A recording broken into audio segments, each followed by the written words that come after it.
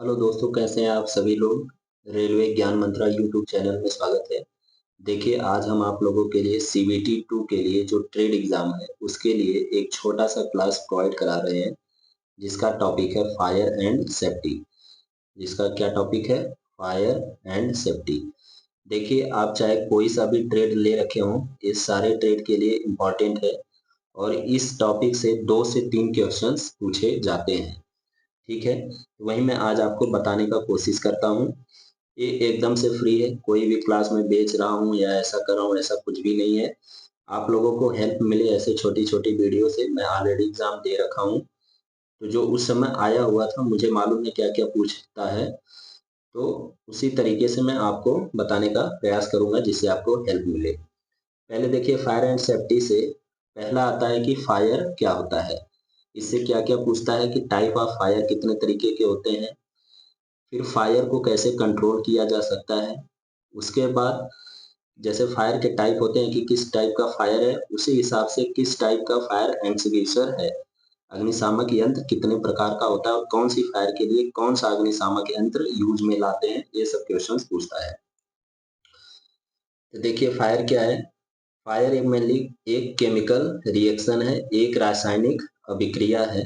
ठीक है, एक केमिकल रिएक्शन है जो आपके ऑक्सीजन, हीट और फ्यूल, जब ये तीनों आपस में मिलेंगे तब जाके फायर एग्जिस्ट होगा, यानी तब जाके आग लगेगा, यानी फायर आपका आग लग जाएगा। अब देखिए, जो ये तीनों चीज है आपका ऑक्सीजन, हीट और फ्यूल, ये तीनों क्या है? ये फायर के घटक है। आग लगने के लिए इन तीनों में से तीनों का प्रेजेंट होना बहुत जरूरी है। अगर इसमें से एक भी गायब हुआ, ठीक है, ये जो तीनों एलिमेंट हैं इसको मिला के क्या बोलते हैं? देखिए, ट्रायंगल जैसा दिखा रखा है, तो इसको बोलते हैं क्या? Fire triangle, TRIANGLE, fire triangle बोलते हैं। अगर इन तीनों में से ऑक्सीजन हो गया, हीट हो गया या फ्यूल, इन तीनों में से अगर एक को भी आप गायब कर दोगे, इसमें से एक भी अगर गायब हो गया, तो आपका आग बुझ जाएगा। तो आपसे ये पूछ सकता है कि फायर के 3 कंपोनेंट कौन-कौन से होते हैं या फायर के कौन-कौन से कंपोनेंट होते हैं, तो आपको ये मालूम होना चाहिए ऑक्सीजन होता है, हीट होता है और फ्यूल होता है। देखिए, यहाँ फ्यूल का मतलब ये नहीं है कि डीजल, पेट्रोल, यहाँ कुछ भी हो सकता है जिससे आग लग सकती है। जैसे डीजल से भी लग सकता है, पेट्रोल से लग सकता है, सीएनजी से लग सकता है, एलपीजी गैस जो होता है उससे भी लग सकता है, इलेक्ट्रिकल से भी लग सकता है, इलेक्ट्रिकल शॉर्ट सर्किट हो जाए उससे भी आग लग सकता है। तो ये सब आपका क्या फ्यूल में आता है। ऑक्सीजन का तो आप लोग जानते हैं कि किसी आग के लिए अगर सस्टेन करना है उसे, तो ऑक्सीजन बहुत जरूरी होता है। ऑक्सीजन का सप्लाई कट कर दीजिए, आग बुझ जाएगा। हीट क्या होता है? हीट उष्मा होता है, ठीक है। आग को जलने के लिए उष्मा की जरूरत होती है। जैसे एक मैं एग्जांपल से आपको समझाता हूँ। आप ऐसे खुले में क्या है, डीजल डाल के छोड़ दीजिए। जैसे खुले में क्या है, एक लकड़ी है, लकड़ी पर आप पेट्रोल डाल के या डीजल डाल के छोड़ दीजिए। उसको देखिए, ऑक्सीजन तो मिल ही रहा है वातावरण से, लेकिन आग नहीं लगेगा। आग तब तक नहीं लगेगा जब तक उसको किसी तरह से बाहरी स्रोत से हीट ना मिल जाए, उष्मा ना मिल जाए। यानी आप माचिस से जला दीजिए या फिर लाइटर से जला दीजिए या फिर आप इलेक्ट्रिकल शॉक देके करंट उत्पन्न कर दीजिए। कैसे भी करके आप आग लगा देंगे, यानी हीट प्रोड्यूस कर देंगे, तो आग लग जाएगा। तो देखिए, ये फायर ट्रायंगल है। यहाँ पर देखिए, मैं आप लोगों को अच्छे से समझा रखा हूँ कि अग्नि तत्व एलिमेंट ऑफ फायर क्या-क्या होता है। तो देखिए, अभी मैंने आपको बताया आग लगने के लिए 3 आवश्यक तत्व होता है, ईंधन, तापमान और ऑक्सीजन का होना आवश्यक है। किसी भी एक की अनुपस्थिति में आग नहीं लगेगी। जैसे ईंधन भी होना चाहिए, तापमान भी होना चाहिए और ऑक्सीजन भी होना चाहिए, तब जाके आपका आग लगेगा। और ये ऑक्सीजन क्या है? फायर ट्रायंगल है। अब देखिए, यहाँ पर बता रखा है ईंधन। जैसे क्या दे रखा है? ईंधन, फ्यूल। कोई भी पदार्थ द्रव या ठोस, ईंधन में देखिए क्या-क्या आ सकता है। कोई भी पदार्थ द्रव, ठोस या गैस तब जलेगा जब उसे ऑक्सीजन तथा उच्च ताप दिया जाए। वहीं जो मैं बताया वही लिखित में है, ये आप लोग पढ़ सकते हो। देखिए, एक बार आग लग गया किसी भी तरीके से, वैसे आग नहीं लगना चाहिए। अगर आग लग गया तो आग को बुझाने के 3 तरीके होते हैं। ये आपसे एग्जाम में पूछता है कि आग बुझाने के कितने तरीके हैं, तो ये आपको मालूम होना चाहिए। कौन-कौन सा तरीका है? देखिए, मैंने बताया ना, आग लगने के लिए 3 चीज़ ज़रूरी है। तीनों में से आप किसी एक को गायब कर दीजिए, आपका आग बुझ जाएगा। पहला जो देखो मेथड होता है, स्टार्विंग। ठीक है। स्टार्विंग में हम क्या करते हैं, ईंधन को आग से अलग कर देते हैं। स्टार्विंग में क्या होता है, जो ईंधन होता है, जैसे मान लीजिए पेट्रोल में आग लग गया तो पेट्रोल की सप्लाई काट दीजिए। लकड़ी में आग लग गया तो लकड़ी जितना जल गया उतना जल जाने दो, जितना बचा है उसको हटा दो, आग बुझ जाएगा। या अगर आप लोग गाँव में देखते हो, जैसे खेत में, गेहूं के खेत में अगर आग उग लग जाता है तो जितना जल गया उतना जल गया, लेकिन जो बचा हुआ है कुछ दूरी पे जाके गेहूं आधा काट देते हैं, बाकी बचा हुआ बच जाता है। यानी आप ईंधन को गायब कर दो, उसको कौन सा मेथड बोलते हैं, स्टार्विंग। तो ये आपसे पूछ सकता है कि स्टार्विंग क्या होता है, तो ईंधन को आग से अलग करने की विधि। सेकंड जो आती है स्मूदरिंग। स्मूदरिंग क्या होता है कि आप ऑक्सीजन की सप्लाई कट कर दो, किसी भी तरीके से ऑक्सीजन की सप्लाई कट कर दो। देखे होंगे आप लोग, बहुत से यूट्यूब चैनल पे बताता है कि सिलेंडर की अगर आग लग जाए तो उसे कैसे बुझाते हैं, तो उस पे बोलते हैं कि एक भीगा हुआ ब्लैंकेट ऐसे उसको डाल दो तो आग बुझ जाएगी। वो एक्चुअली क्या करते हैं, स्मूदरिंग प्रोसेस करते हैं, बाहर वातावरण से जो ऑक्सीजन आ रहा है उसकी सप्लाई कट कर देते हैं तो ऑटोमेटिक वो बुझ जाता है। उस प्रोसेस को क्या बोलते हैं, स्मूदरिंग। तीसरा क्या होता है, कूलिंग। कूलिंग ये होता है जो हीट है, जो तापमान है उसको किसी भी तरीके से आप ठंडा कर दीजिए। ताप कम करने के लिए इसके ऊपर पानी का उपयोग किया जाता है, उसे कूलिंग बोलते हैं। जैसे ठंडी उंडी में हम लोग अलाव जलाते हैं, आप देखते हैं, अगर उसे बंद करना है तो, बुझाना है तो पानी डाल देते हैं, कूलिंग कर देते हैं तो ऑटोमेटिक बुझ जाता है। तो उम्मीद करता हूं कि ये आपको समझ में आ गया होगा। तो देखिए, मैं आपको बता रहा हूँ 3 मेथड कौन-कौन से हैं, यहाँ पर देख लीजिए।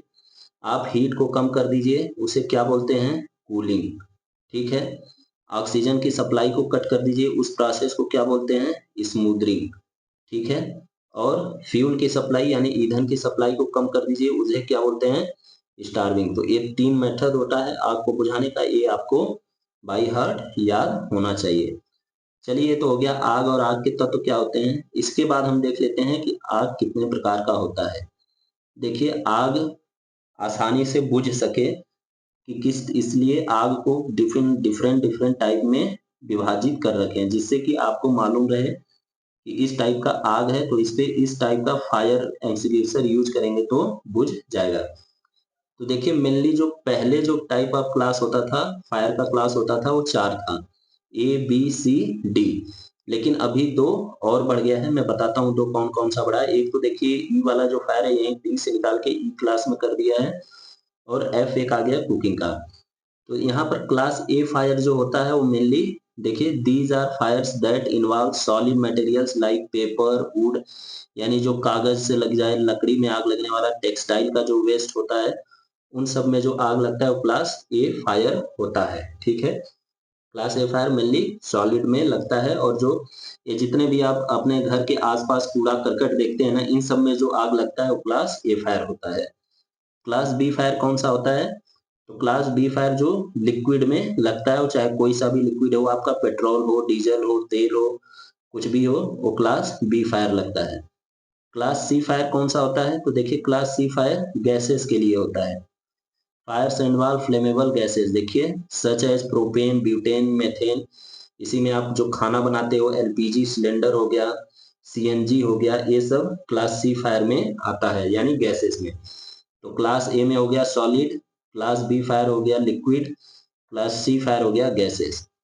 अब देखिए class D fire. Class D fire जो होता है, ये मेटेलिक फायर होता है, यानी मेटल्स में जो आग लगता है उसे मेटेलिक फायर, मेटल में जो आग लगता है उसे क्लास डी क्लास में रखा गया है, क्लास डी क्लास में रखा गया है। तो आप लोग समझ गए होंगे। अब देखिए क्लास ई फायर। क्लास ई फायर जो है वो मेनली कैटेगराइज कर दिया गया है इलेक्ट्रिकल फायर के लिए।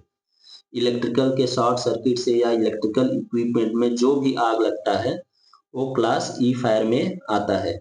यहाँ पर एक चीज आप लोग ध्यान में ये रखना है आपको, कि अगर इलेक्ट्रिकल इक्विपमेंट में इलेक्ट्रिकल के द्वारा आग लग रहा है, ध्यान से सुनिए मैं क्या बोल रहा हूँ, इलेक्ट्रिकल इक्विपमेंट में इलेक्ट्रिकल के द्वारा आग लग रहा है, इलेक्ट्रिसिटी के द्वारा आग लग रहा है, तो वो क्लास ई फायर में आएगा। लेकिन अगर इलेक्ट्रिकल इक्विपमेंट में किसी और के द्वारा फायर लग रहा है, जैसे इलेक्ट्रिक शॉर्ट सर्किट से नहीं लगा, किसी और तरीके से फायर लग गया, तो वो क्लास ए फायर में आता है। क्लास एफ फायर क्या होता है, क्लास एफ फायर जो होता है कुकिंग ऑयल, जो अपने किचन में ऑयल होता है, कुकिंग ऑयल्स, उसमें जो आग लगता है, जैसे ऑयल हो गया, फैट हो गया, इन सब में जो आग लगता है वो क्लास एफ फायर में आता है। चलिए एक बार रिवीजन करा देता हूं मैं। क्लास ए फायर सॉलिड में, class B fire liquid, class C gas, class D metal, class E electrical fire, class F cooking oil में जो फायर होता है वो क्लास एफ फायर का आता है। यहाँ पर देखिए मैं आपको और भी दे रखा हूँ, जैसे क्लास ए फायर में देखिए लकड़ी आ गया, पेपर आ गया, ये सब है। क्लास बी फायर में लिक्विड, क्लास सी फायर में आपका देखिए सिलेंडर दिख रहा है, क्लास डी फायर में मेटेलिक फायर है, क्लास सी फायर में देखिए electric fire, class F fire में आपका क्या है, कुकिंग ऑयल से रिलेटेड या किचन में जो आग लगती है वो क्लास एफ फायर में आता है। तो ये आज की क्लास इतना ही करते हैं। देखिए सभी ट्रेड के लिए इंपॉर्टेंट हो, चाहे किसी भी ट्रेड से हो, इंपॉर्टेंट है। सीबीटी 2 में इससे क्वेश्चंस पूछा जाता है। कल एक ऐसे ही छोटा सा और क्लास लेंगे, उसमें हम बता देंगे कि फायर जो होता है ना, अग्निशामक यंत्र, फायर एक्सटिंग्विशर कितने टाइप का होता है और कौन सी क्लास की फायर के लिए कौन सा फायर एक्सटिंग्विशर यूज करेंगे, ये हम देख लेंगे।